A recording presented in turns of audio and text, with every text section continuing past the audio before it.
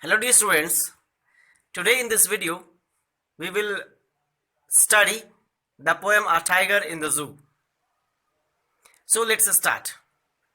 This poem contrasts a tiger in the zoo with a tiger in its natural habitat. The poem moves from the zoo to the jungle and back again to the zoo. So dear students, in this poem the poet very clearly produces contrast before the readers that what are the differences between the position of tiger which is kept in the zoo in a cage and the tiger who is living in his natural habitat freely. So let's study, let's read it. He stalks in his vivid stripes the few steps of his cage on pads of velvet quiet in his quiet rays. So dear students, here are some words. For example, stalks. It means to move slowly, and vivid means clear. So for the first line, the meaning is that he, particular the word he is used for the tiger, and that's why if we talk about poetic device, it is personification. So he stalks in his vivid stripes. He means tiger moves in his cage with clear stripes on his body. As we know that there are clear stripes on the body of tigers. So the poet expresses the body and body language of the tiger which is kept in the zoo or in a cage. A few steps of his cage means, as we know, the area of the cage is not so long or so wide. That's why he moves slowly in that small area with clear and dark stripes on his body on pads of velvet quiet in his quiet rays. And the poet also compares his pads means claws with a fabric that is velvet, and velvet is generally very soft, and that's why in other words poet says that the pads of means claws of the tiger which is kept in zoo are very soft, so soft that his moving sound is not produced when he walks. Then sounds are not produced by his claws in his quiet rays. So he is very quiet in anger. So last two words of this first stanza, quiet rays. Rays means anger and quiet means peaceful. So these two words are contrasting. So if we talk about figure of speech, poetic device, then it is oxymoron.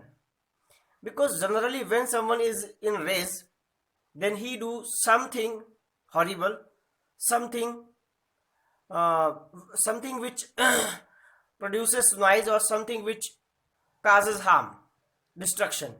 But the poet here says that he is quite raised, means he is completely silent in rage, in anger. So if we take a little summary for the first stanza, then the tiger which is kept in the zoo in his cage is moving slowly in his cage here and there with the clear stripes on his body, and his claws are soft just like velvet fabric, and that's why claws are making no noise when he moves in his cage here and there in that small area. And that tiger, as he was kept in the zoo, is very angry, and in that anger he is very silent. And he means generally he is used for human beings, here it is used for animals. That is why poetry device figure out, oh sorry, what we can say, personification is here. And in last two words, quite raise, it is oxymoron. So moving ahead for the next stanza, second one. He should be lurking in shadow, sliding through long grass near the water hole where plump deer pass. So now the poet is talking about the tiger who lives in his natural habitat in the forest. So he should be lurking in shadow. The tiger, which is kept in the cage in the zoo, it must be lurking near a water body in the forest, in long grass, in long and tall grass near the water body in the forest, where all the animals, particularly plump deer, come to quench their thirst, come to drink water. And at that time, the tiger should lurk in the shadow of trees and grass. And in this way, he should hunt for those tigers and eat them as prey. So, in these two stanzas, poet clearly made differences between the position of tiger which is kept in the zoo and the position of tiger which lives in his natural habitat freely. So when the tiger is free in the forest, he lurks in the shadow, he roams, he walks here and there freely, and he also hunts deer for his prey, for his food. So he should be in the forest, he should be in the long and tall grass, he should be ready to prey, he should be ready to hunt his prey, to kill his prey. Again, in next stanza, he should be snarling around houses at the jungle's edge, baring his white fangs, his claws terrorizing the village. In this stanza, the poet says that tiger should be roam, should move around the villages, the localities which are established on the edges of forest, and he should make snarling sound, he should snore loudly, and bearing his white fangs, and he should expose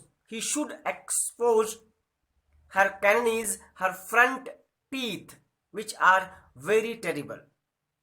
So in this way, he should move near the localities which are on the edges of forests, and he should make the villagers terrorize, make them feel terror of presence of a tiger by his snoring, fearful look, and exposing his white, strong, sharp canines teeth. So all these things is not to hunt for a man. It is just for making human being aware of the strength of a tiger, terror of the tiger, so that they may not destroy the natural habitat of the forest or of the tiger. So there is one more reason. If the people are cutting trees, they are destroying the natural habitat of tigers, then where the tigers will go? They will also destroy the natural habitats of humans. It means they will move to forest, they will move from forest to villages, to nearby villages who are on the edges of the forest. So moving to the next stanza. But he is locked in a concrete cell, his strength behind the bars, stalking the length of his cage, ignoring visitors. Now again the poet is talking about, poet Leslie Nouri is talking about the tiger who is kept in the cage in the zoo. But he is locked at this time the tiger is locked behind the bars. It means the tiger is kept and locked in the cage of the zoo, and that's why his full power, his full strength, fearful look, and everything which he has is locked in the bars in the cage, and stalking the length of his cage, ignoring visitors. And that's why sitting or moving in the cage, he is just looking at the length of the cage, and in this way the tiger is trying to ignore himself from the visitors who visit the zoo every day to have a look of the tiger. But nobody can dare to have the look when the tiger is in his natural habitats or in the forest. So in the last stanza, he bears the last voice at night. Sorry, he hears the patrolling cars and stares with his brilliant eyes at the brilliant stars. So at the night, at last he hears the sound of or hooters of patrolling cars who visit and patrol the zoo at the last in the night for checking if all the cages are locked properly. And at that time, in clear sky at the night, he looks at the sparkling shining stars, and in this way the poet makes clear differences at the conditions of the tiger who is kept in the zoo and who are free in the natural habitats. So on the other way, the poet in his silent voice also conveys the message that the tiger must be free.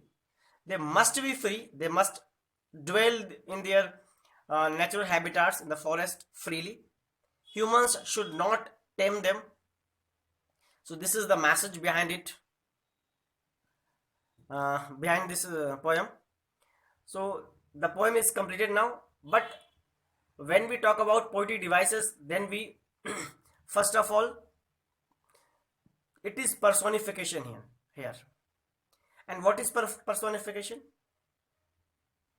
When we suppose any non-living or any animal as a human being characters, then it is called personification. So he is used for the tiger. Generally we do not use he for animals, but he is used for tiger, and he is used for human beings only. That's why it is personification.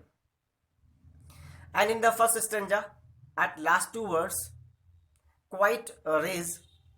In these two words, there is oxymoron. Oxymoron means having two words with opposite meaning. Quite means peaceful and raise means angry. So these two meanings, these two words having different meaning makes it oxymoron. And alliteration is used in this poem several times. So alliteration is the common poetry device which is used in the poems. So alliteration is also here. And one more thing, if we look at the rhyming scheme, then what is the rhyming scheme of this poem? We have already discussed how we should find out the rhyming schemes of the poems.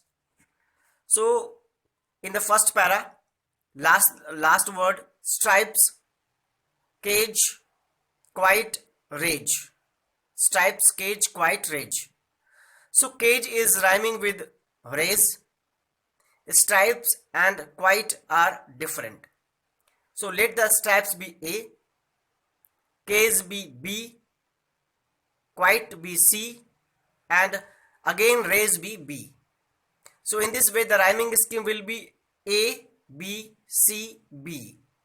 I mean A, B, C, B. shadow A, grass B, hole C, pass B. Again A, B, C, B. In this way the rhyming scheme of this poem is A, B, C, B. So yes students, the poem completes here. Even then you have any problem in getting the meaning of this poem, of any stanza or the whole poem, then you can ask me either through comment box or by calling me. Thank you for watching this video.